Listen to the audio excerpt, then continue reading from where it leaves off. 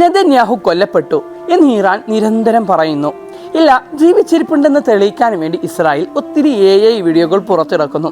സത്യാവസ്ഥ എന്തുമാകട്ടെ, ഈ യുദ്ധത്തിൽ നമ്മുടെ ഇന്ത്യക്ക് പരസ്യമായോ രഹസ്യമായോ പങ്കില്ല. എന്നിട്ട് പോലും എത്രമേൽ സാമ്പത്തിക നഷ്ടങ്ങളാണ്, പണപ്പെരുപ്പാണ് നമ്മുടെ ഇന്ത്യയിൽ സംഭവിച്ചിട്ടുള്ളത്. ഇതിൽ നിന്നൊക്കെ വ്യക്തമാണ് യുദ്ധം ഒരിക്കലും മനുഷ്യർക്ക് ലാഭങ്ങളല്ല മറിച്ച് നഷ്ടങ്ങളാണ് ഉണ്ടാക്കി കൊടുക്കുന്നത് എന്നുള്ളത്.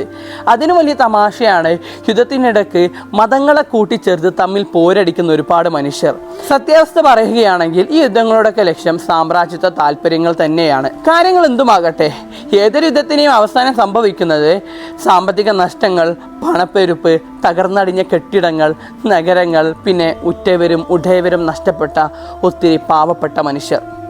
എത്രയും പെട്ടെന്ന് ഈ യുദ്ധങ്ങളൊക്കെ അവസാനിച്ച് നല്ലൊരു ദിവസം പുലരട്ടെ, എല്ലാ കാര്യങ്ങളൊന്നും ഓക്കെ ആയി തിരിച്ചു വരട്ടെ. എല്ലാവരും ഹാപ്പി ആയിരിക്കുക.